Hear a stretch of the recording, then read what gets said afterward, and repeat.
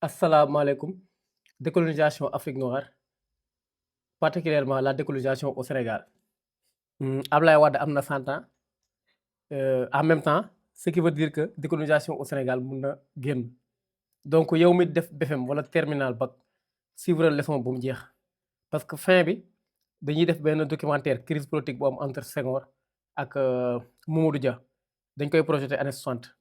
donc ñu ko seetaan noonu yëpp crise politique bi dañoo jooy du man du samay wax nag élèves yi ko seetaan ñoo ko wax voilà commentaire yaa ngi nii donc voilà tey nag dañuy def lu ñuy wax décolonisation Afrique noire léegi Afrique noire nag dañ ciy def Sénégal après ñu def Gold Coast après Angola donc Guinée-Bissau voilà la décolonisation au Sénégal léegi ce qu'il y a à retenir lu ñu war a xam d'abord que décolonisation au Sénégal s'inscrivent dans un contexte général de la décolonisation de l'AOF ak AEF pourquoi parce que Sénégal période boobu dafa bokkoon ci lu ñuy wax AOF AOF mooy Afrique occidentale française donc capitale Dakar ak AEF Afrique équatoriale française capitale comme Brazzaville donc voilà léegi nag décolonisation au Sénégal la ñuy gis tey léegi tout d'abord lan lañ war a njëkk a xam donc décolonisation au Sénégal boo xamee 4 wala 5 phases rek après c'est bon donc 4 wala 5 phases donc tout d'abord lan lañ war a njëkk a xam kan moo coloniser Sénégal donc ñëpp xam nañ ne que Sénégal France moo ko coloniser woon parce que waxoon na leen ko pour nga xam dëkk ndàngam kan moo ko coloniser da ngay xool tout simplement dëkk boobu ban làkk lay làkk comme par exemple Sénégal ici on parle français donc France moo coloniser woon Sénégal donc Gambie anglais Angleterre moo colonisé woon Gambie donc voilà léegi dëkk bu coloniser Sénégal ñu koy woowee France si 1939 dafa dugg si li ñuy wax la seconde guerre mondiale léegi bu mu duggee seconde guerre mondiale nag ñëpp xam nañ ne France au début Allemagne daka envahir parce que guerre bi dafa commencé tag avant États-Unis ak URSS di jàppale groupe France bi mooy groupe bu ñuy woowee les alliés au début Allemagne daka envahir léegi Allemagne bi mu ko envahiree dem biir France nangu dëkk bi occupé ko ba sax ministre français bu fa nekkoon maanaam de la défense de Gaulle dafay jóge France daw pour dem Londres ñu talal ko rajo yi mu ne la France a perdu la bataille mais pas la guerre léegi loolu c'est une manière de montrer que seconde guerre mondiale France a été affaiblie lu mu perte ci guerre bi dafa bëri dominé par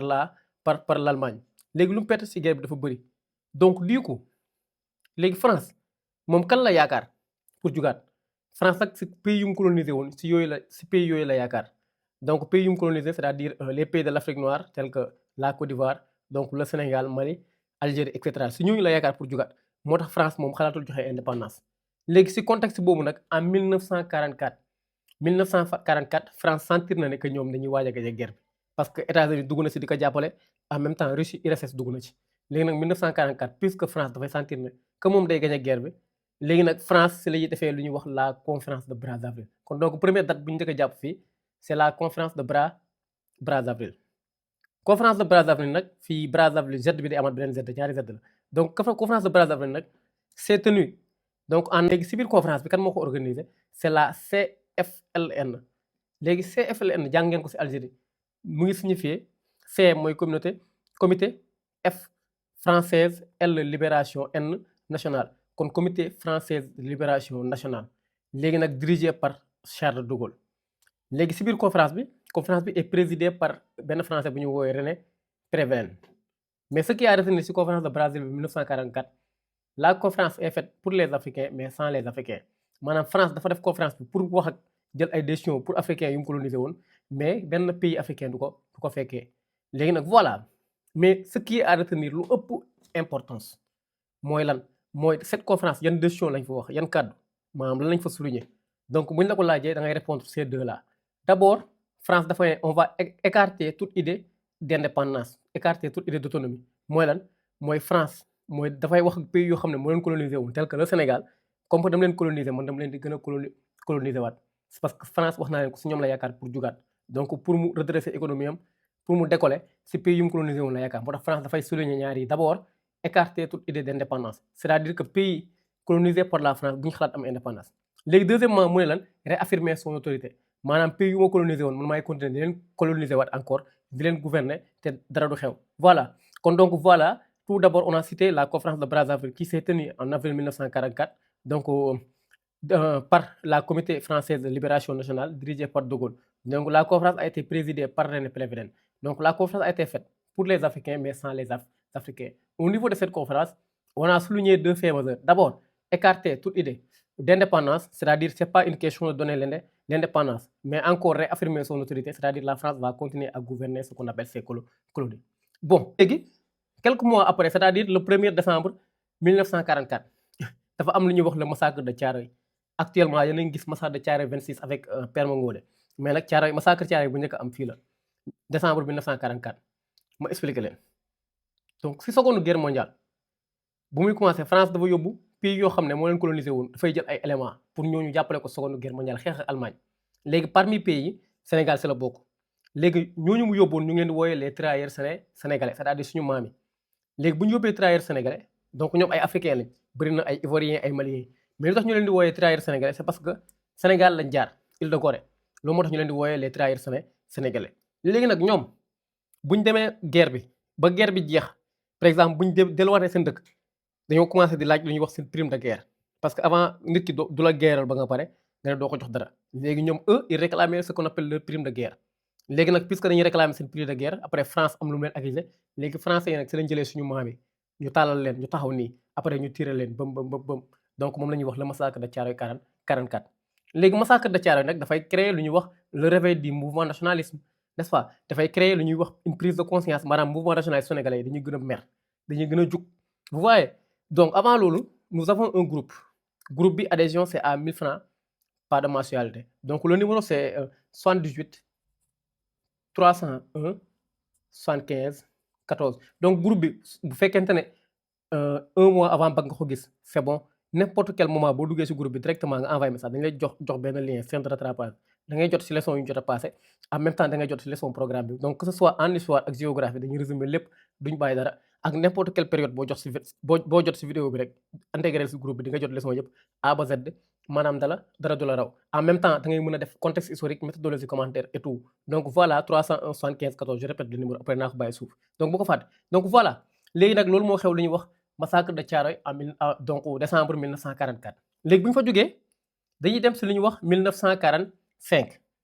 donc 1945 c'est la fin de la seconde guerre mondiale te bu ñu ne fin de la seconde guerre mondiale xam nañ ne le processus de la décolonisation est devenu inévitable. Pourquoi? Parce que seconde guerre mondiale dafa permettre suñu maam yi ñu def lu ñuy wax une prise de conscience en même temps dañuy def lu ñuy wax la démystification du mythe de l'homme blanc parce que suñu maam yi avant ñoo dem seconde guerre mondiale di jàppale français yi ñoom dañoo jàppoon ne français yi ay yàlla yu ndaw lañ ñoom dañoo jàppoon ne français yi parce que maa xaalaa dañoo ñëwoon fii léegi bu ñu fi ñëwee dañuy indil par exemple ay poupée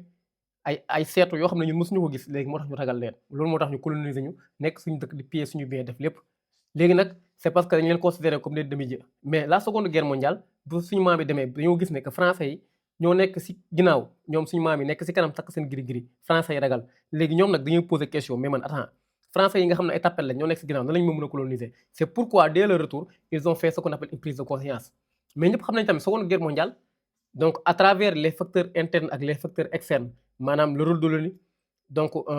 l'influence des deux grands yooyu noonu yëpp tax na ba au lendemain de la seconde guerre mondiale le processus de la décolonisation est devenu inévitable léegi pour loolu nag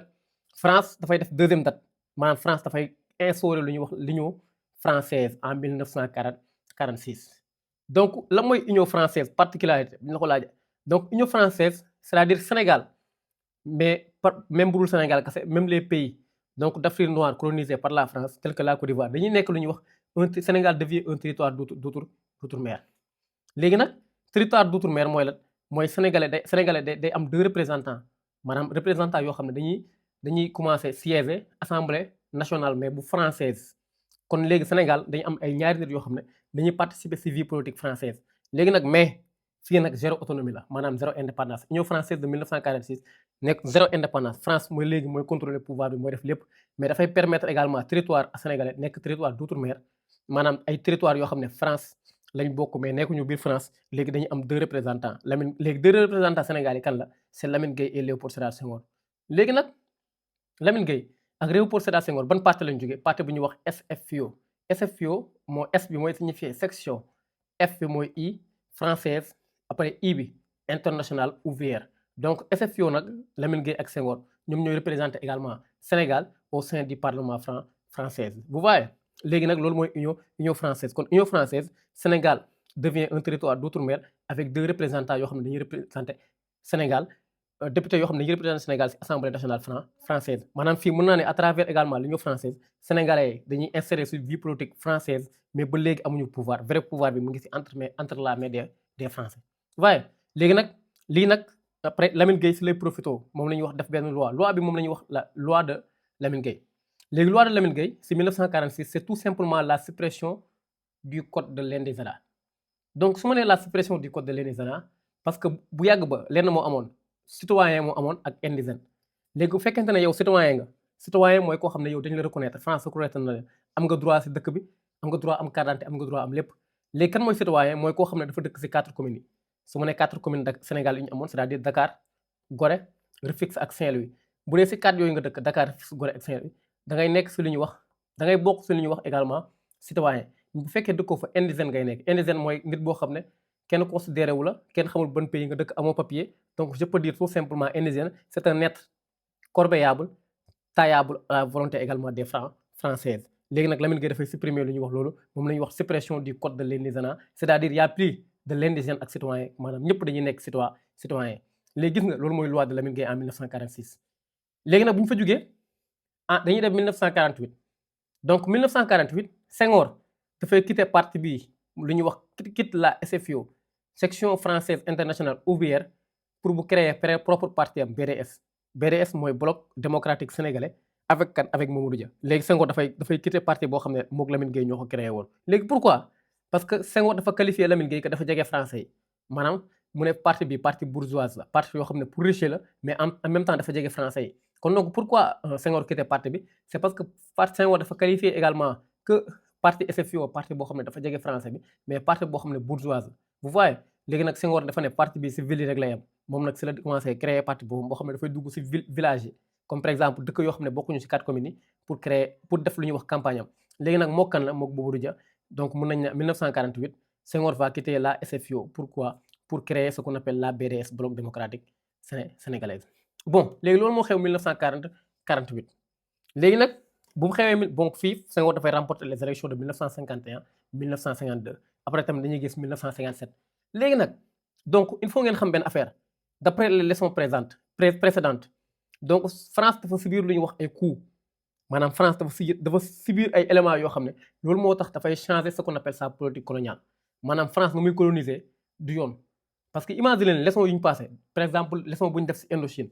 donc bu dee gisoo leçon bi dugal ci groupe bi nga envoyé message après di nga jot leçon yëpp wala nga xool ci page donc Sénégal France dafay subir benn leçon bu ñuy wax la défaite de la France au Dien Bien Phu maanaam leçon du Vietnam loolu mu ngi am kan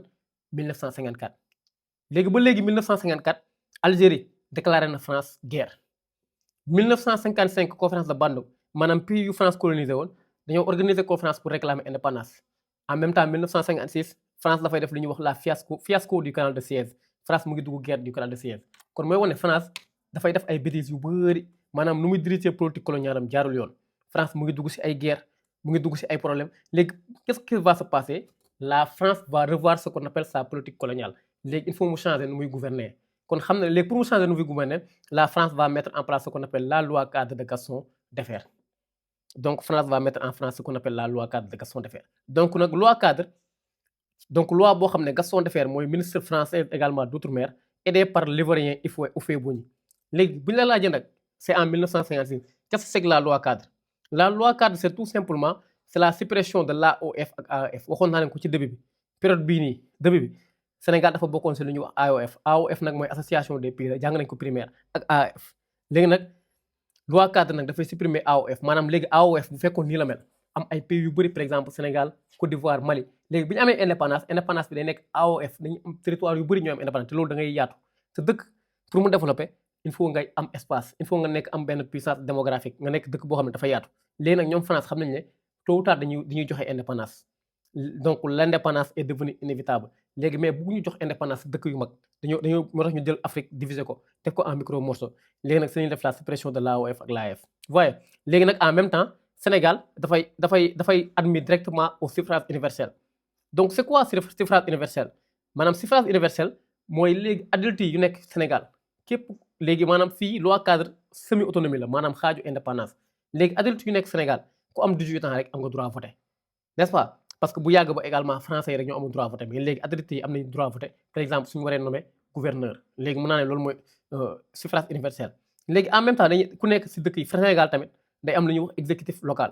exécutif local c'est-à-dire Sénégal day am benn Sénégal également day am benn gouverneur donc chaque local day am également benn gouverneur boo xam ne moom mooy diriger donc mu gérer également santé bi éducation et tout léegi gis ngeen fii si loi cadre Sénégal am na ay réformes yoo xam ne amu ko woon non seulement que Sénégal dañuy commencé voter suffrage universel mais dañuy am benn exécutif local benn gouverneur bu xam ne chaque loco dafay nekk. vous voyez léegi nag en même temps Sénégal dafay am lu ñuy wax législatif local genre benn assemblée léegi loolu ceci tey prouve que ne également fii am nañ semi autonomie parce que fii zéro autonomie maanaam zéro indépendance mais fii am nañ semi autonomie. vous voyez donc nag loi cadre bu ñu la ko laajee c'est l'œuvre du Gaston Defferre donc c'est la suppression de l'AOF et de l'AEF et le Sénégal également est élu au suffrage universel. donc Sénégal dafay bénéficier wu su ñuy wax exécutif local benn gouverneur également bu gérer donc locaux bu nekk en même temps législatif local. léegi nag conséquence c'est la balkanisation de l'Afrique gis ngeen balkanisation mooy Afrique dañ koy diviser en micro morceaux parce que bu yàgg ba bu ñu amoon indépendance bu ñu ko bàyyee woon nii ba am indépendance AOF dafa yaatu af Sénégal Mali te loolu da ngay développé da ngay am dëkk bu bëri nit sax puissance démographique n'est-ce pas. donc nag mais nag conséquence léegi nag si loi cadre la français yi jël Afrique xaaj ko en micro morceaux léegi loolu mooy am conséquence la balkanisation de l'Afrique par exemple Sénégal si côté am Mali si côté am ba loolu sax dafay jur lu ñuy wax division politique maanaam division politique dafay am benn problème politique entre ñaari classe politique mooy am loolu donc division de la classe politique Afrique. d'abord première catégorie bi moom la ñuy wax les territorialistes mooy kan Houphouët-Boigny la ak Houphouët-Boigny kii ivoirien ak Léon Namas léegi territorialiste mooy lan mooy ñoom dañoo d'accord ci balkanisation bi ñoom dañoo bëgg ku nekk am sa pays Sénégal Mali. léegi ci côté bi nag ñii li ñuy wax les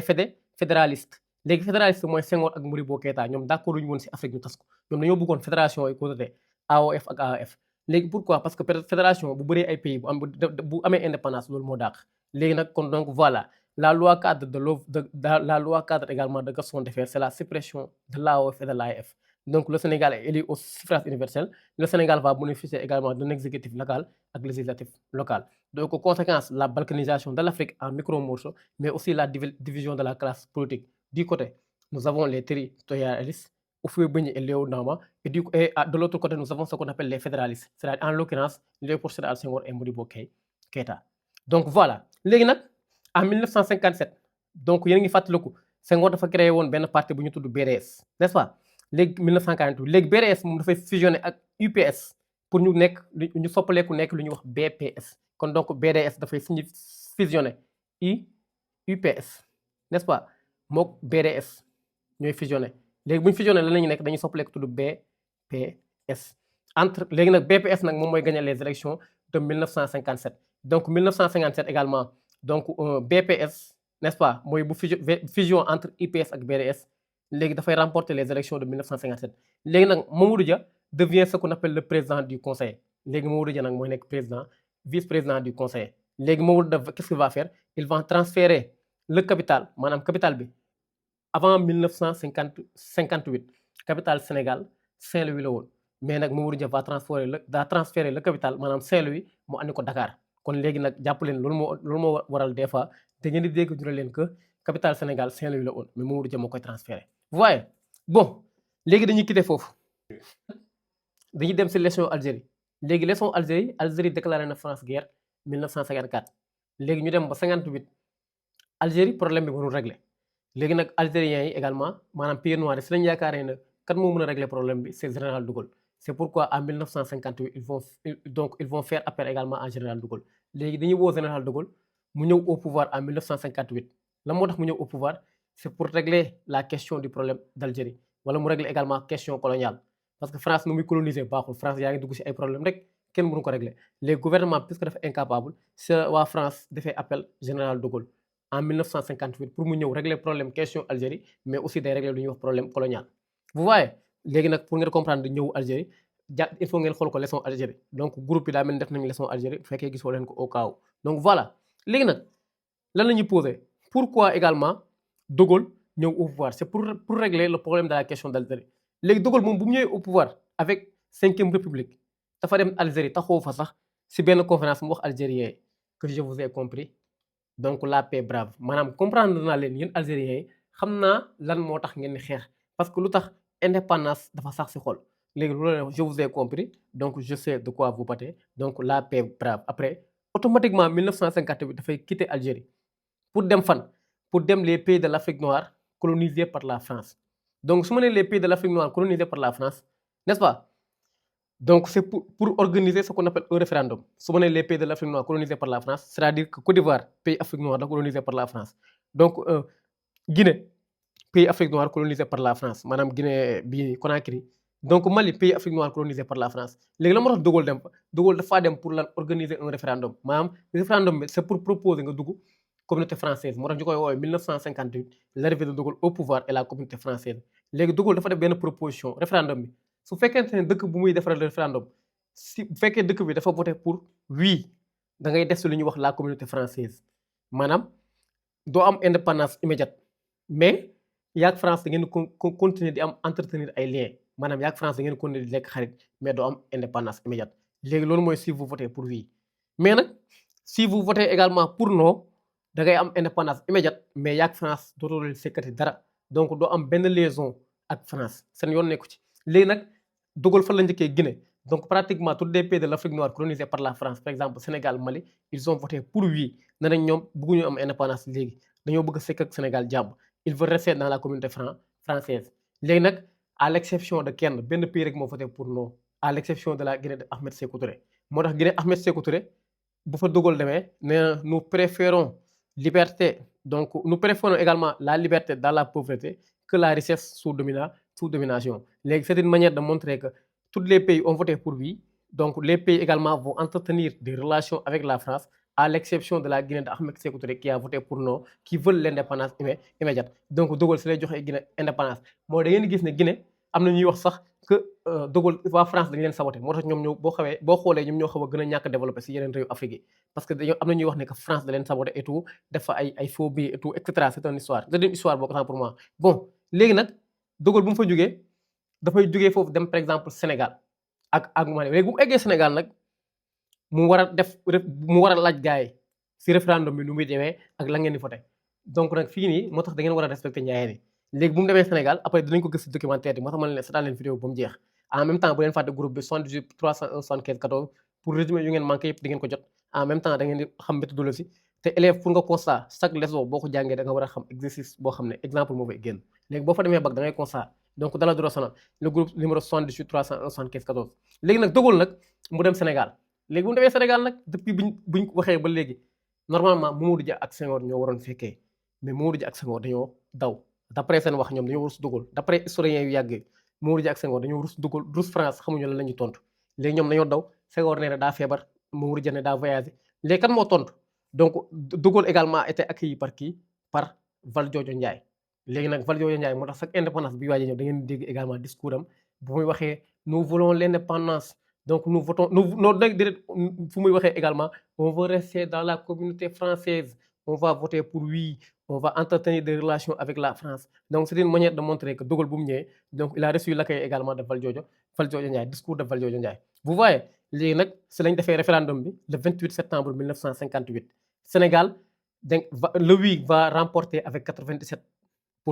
maanaam Sénégal va voter pour oui c'est-à-dire que bëggul indépendance immédiate donc le Sénégal va rester dans la communauté française léegi nag kon léegi dès lors le Sénégal devient une république pas indépendant parce que indépendant mooy ko am indépendance mais une république autonome kon est-ce que gis ngeen 1946 zéro autonomie France ne jox ma leen léegi 56 semi autonomie maanaam xaaju indépendance léegi nag 58 Sénégal am na indépendance mais indépendance autonome donc Sénégal nekkul république donc indépendant wala mais république autonome lay nekk donc qui fait partie de la communauté française vous voyez léegi nag def nañ référendum bi ba pare Sénégal va voter pour oui rester dans la communauté française mais attention Sénégal avant muy voter pour oui ay ñoom Senghor ay CRAC la ñoom xamoon nañ ne que indépendance tôt ou tard day ñëw fortement parce que période boobu le processus de la décolonisation est devenu inévitable France sax commencé na sonn si pays yu mu colonisé woon commencé nañ ko coûter cher guerre yaa ngi fépp vous voyez léegi nag en 1959 comme que Sénégal xalaatoon na également que indépendance dina ñëw léegi nag Modibo Keïta Senghor si la def appel mu def appel maanaam yenn pays c'est-à-dire Sénégal ak Soudan nag mooy actuel Mali moo changé tur ak Dahomey ak Haute-Volta léegi dafa woo Sénégal Soudan Dahomey Haute-Volta nee na comme que ñun xam nañu dañuy waaj a am indépendance est-ce que duñ boole suñu dëkk maanaam ñun kat duñ boole suñu dëkk nga xam ne instant bu ñu jox indépendance dañuy am dëkk boo xam ne 4 pays la suñ ko boolee dañuy puissant donc c'est pourquoi également on dit que le Sénégal fait appel donc Senghor également va faire appel donc à une fédération donc fédération du Mali donc kan la woo dafa dem proposer ko Soudan mooy Mali Haute-Volta Dahomey ak Sénégal mais finalement nag donc c'est seulement la fédération donc c'est le Soudan également qui va répondre maanaam Soudan kase Soudan xam nga moom mooy actuel Mali moom mooy répondre mooy si Senghor Soudan nee na d'accord nañ ñu former benn pays entre le Sénégal ak le Mali léegi si lañ former lu ñuy wax la fédération du Mali léegi fédération du Mali c'est entre le Soudan et le Sénégal Soudan nag wax naa leen ko moom moo changé tur du Sénégal moo changé tur du Mali donc 1959 c'est la fédération du Mali entre le Soudan et le Sénégal donc nag léegi nag après 1960 léegi fédération du Mali si lay ñaanee Sénégal si la ñuy ñaanee France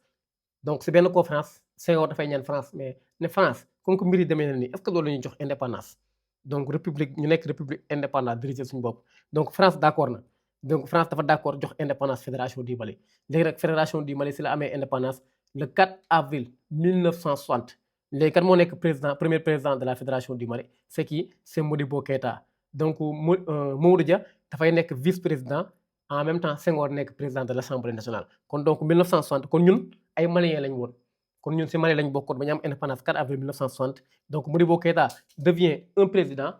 Senghor devient le président de l'Assemblée et Mamadou Dia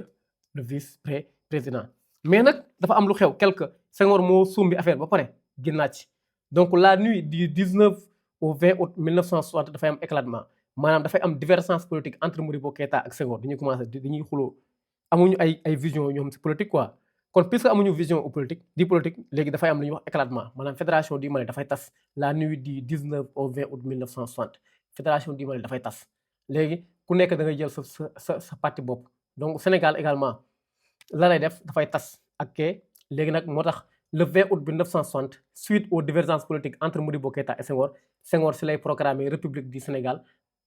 en 1960 20 août 1960 Senghor nekk premier président n'est-ce pas léegi nag Senghor la moo tax mu proclamer parce que moo dafa am divergence politique entre Modibo Keïta donc voilà la fin de la leçon léegi nag nañ def lu ñuy wax documentaire traduire leen ko pour ngeen gën a mën a comprendre crise politique parce que fii dafay am conséquence dafay am benn crise politique bu méttee métti xam ngeen gis ngeen crise politique entre Sonko ak Diomaye léegi bii moo ko gën a métti c'est entre Senghor ak Mamadou Dia vous voyez donc avant loolu xaaral ma defal benn bref la décolonisation au Sénégal s'inscrit dans un contexte général de la décolonisation des pays de l'Afrique noire donc en 1944 la France va mettre en place ce qu'on appelle la conférence de Brazzaville donc présidée par la communauté française de libération nationale. La conférence a été faite pour les Africains mais sans les Africains. Donc au niveau de cette conférence, on a souligné deux faits majeurs. Écarter toute idée d'indépendance, mais aussi la France veut réaffirmer son autorité. Donc c'est une manière de la France pour montrer à ses colonisateurs que c'est pas une question de serrer l'indépendance donc à cette époque. Donc voilà, 1945, c'est la fin de la Seconde Guerre mondiale. Et si on parle de la fin de la Seconde Guerre mondiale, on sait tous que le processus de la décolonisation est devenu inévitable. Donc ceci est dû à plusieurs facteurs. Donc les uns relevant de la vie intérieure, c'est-à-dire des facteurs internes, et les autres relevant de la vie extérieure, c'est-à-dire les facteurs externes. Donc 1946, la France va mettre en place ce qu'on appelle l'Union française. Donc au Sénégal, comme tous les pays de l'Afrique noire colonisés par la France, le Sénégal devient un territoire d'outre-mer, donc avec deux représentants au sein du Parlement français. Donc quels sont les deux représentants? Ces deux représentants également proviennent de la SFIO, c'est-à-dire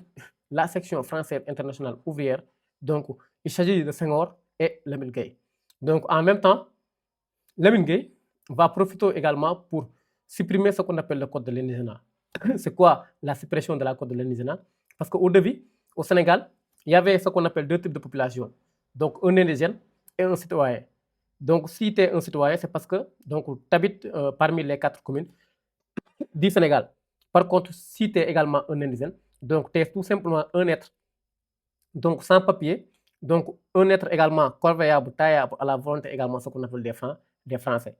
Donc en 1948, Senghor va qualifier ce qu'on appelle la SFIO comme un parti bourgeois. Donc il va quitter la SFIO pour créer quoi? BDS, c'est-à-dire Bloc démocratique sénégalais. Dans un contexte international pesant, la France va revoir ce qu'on appelle sa politique coloniale. La France a subi des coups. D'abord, je peux citer en 1954, défaite de la France au Dien Bien Phu.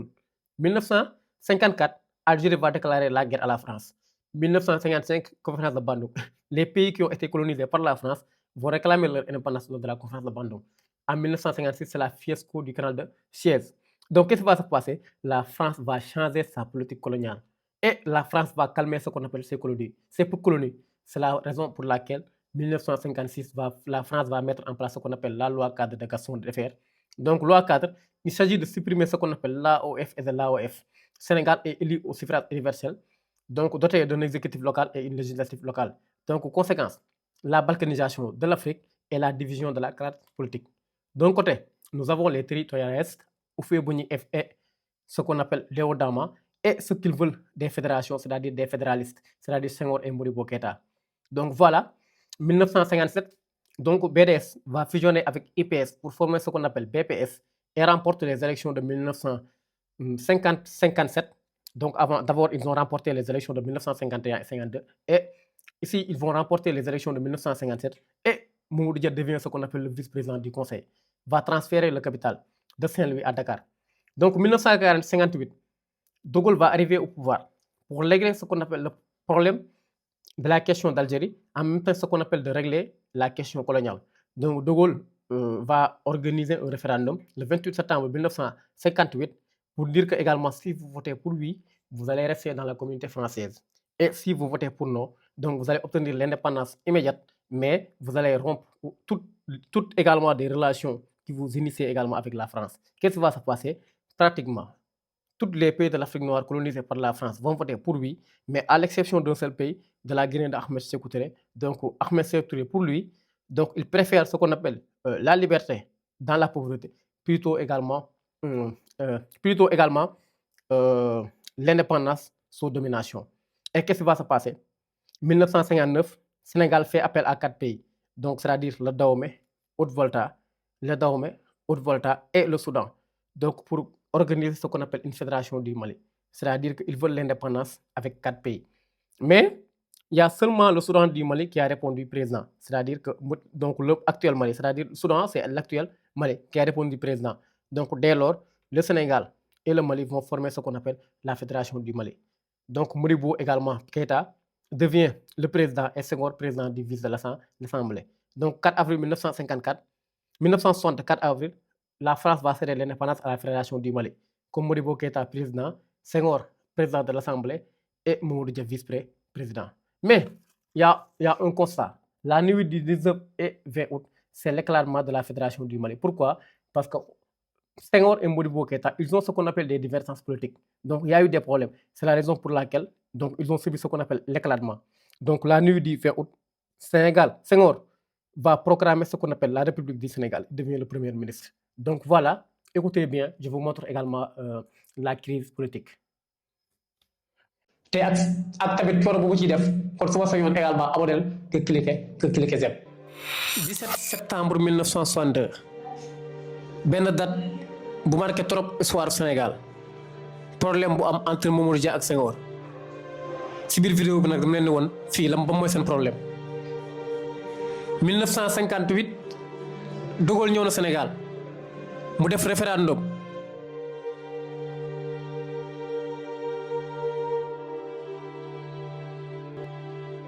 Les voies de l'indépendance. Il leur offre le libre choix. Rester avec la France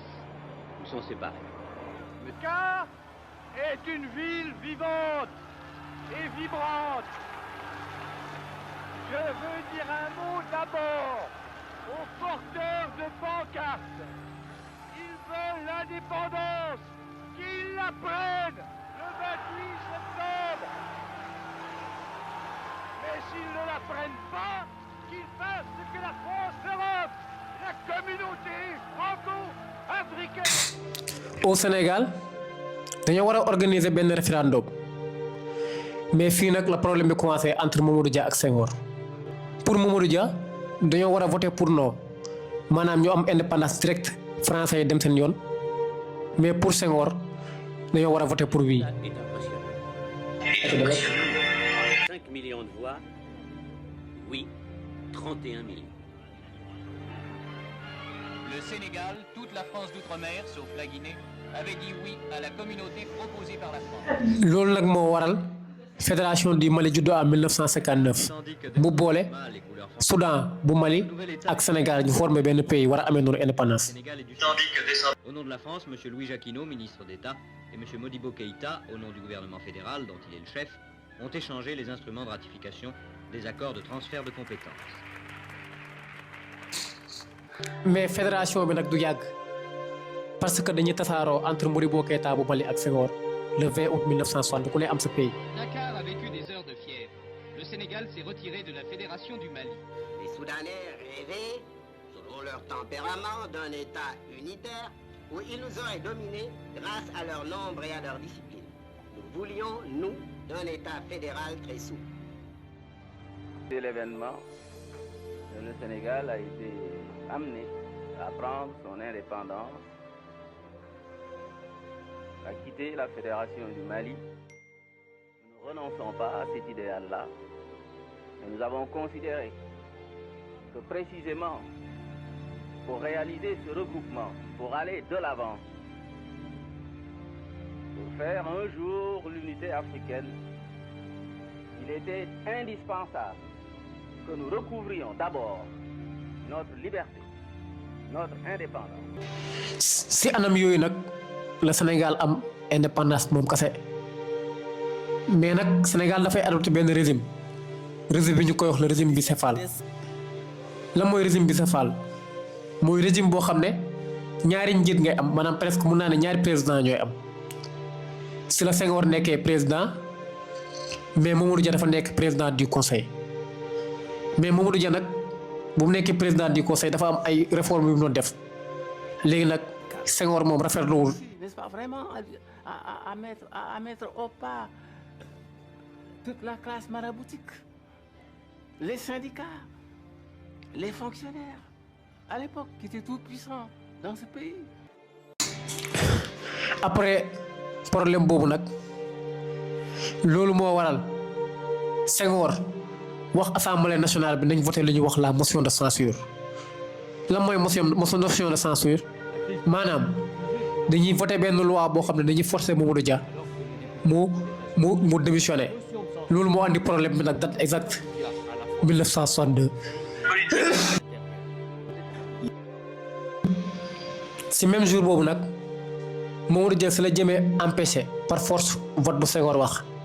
ba mu utiliser ay armées pour teg leen ci buntu bi pour gars yi bañ a dugg. Ainsi que Dia fut arrêté à Médina par des parachutistes. Il sera accompagné par 4 de ses ministres, à savoir Valdiodio Ndiaye, Joseph Mbaye, Ibrahima Sarr et Alioune Tall.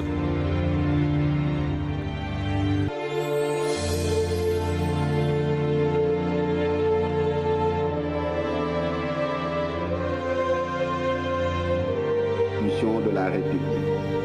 J'ai réquisitionné les forces militaires car la dernière parole doit rester à la Constitution et à la loi. Ils sont traduits devant la Haute Cour de justice du 9 au 13 mai 1963.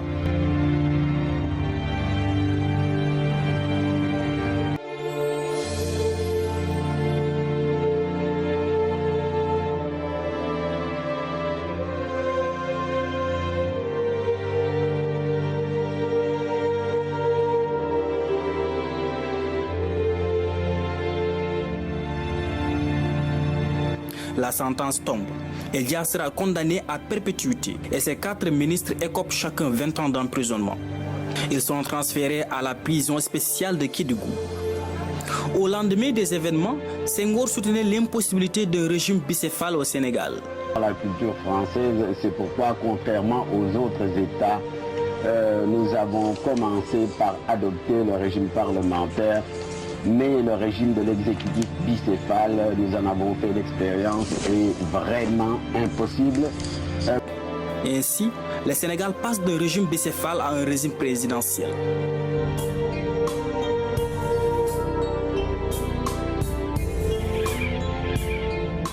c'est l'aboutissement de la lutte entre les deux plus fortes personnalités du Sénégal, le président de la République, Léopold Sédar Senghor, et le Premier ministre Mamadou Dia, deux personnalités qui ne pouvaient plus collaborer pour plusieurs... Des graves devoirs de ma charge.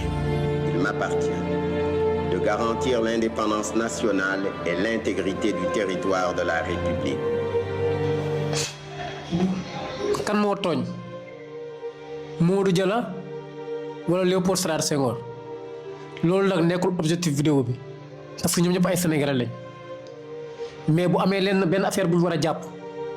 dañuy fàttaliku professeur Babacar Diop lu mu waxoon ci ouvrage am bii nii ñuy wax feu sacré de la liberté mu ngi wax ci biir problème bi su amee ku perte nekkul Mamadou Dia nii moom ak ministre yu ñu jàppoon mais su amee ku perte kenn la muy peuple sénégalais parce que histoire bi métti na trop. قل لن يصيبنا إلا ما كتب الله لنا هو مولانا وعلى الله فليتوكل المؤمنين. Pendant 12 ans que je suis resté en prison, Senghor maintenant n'est plus pour rien, personne n'est plus pour rien. Maintenant c'est une affaire entre Dieu et moi. Il me faut prouver à Dieu que j'accepte la décision. En restant serein, en restant calme, en restant moi-même, en n'ayant de haine contre personne. Et c'est la raison pour laquelle, quand j'ai été gracié par Senghor, quand je suis arrivé, je me suis dit, maintenant, nous nous oublions tout, nous nous embrassons. Ça a été mon geste.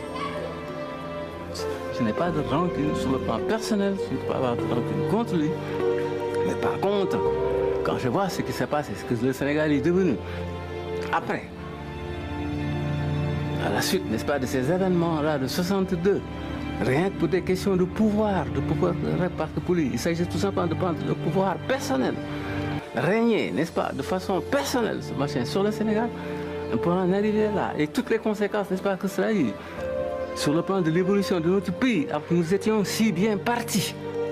nous étions un exemple qui aurait pu faire tache d'huile à travers toute l'Afrique. Et peut-être que cet exemple-là aurait évité à l'Afrique tout ce qui est arrivé aujourd'hui. Nos nouvelles dépendances. Tout cela, je dis ça aurait pu être évité s'il n'y avait pas eu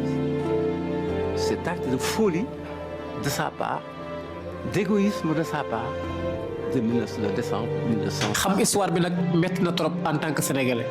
ñu xam suñu passé mais lu am importance mooy suñu futur gouvernement war nañ xoolaat lañ war a diriger voilà nag li mooy feewu histoire bi mais bu leen fàtte abonné sama chaîne Ndiaye Histoire pour me soutenir ensemble ñu changer système d'apprentissage.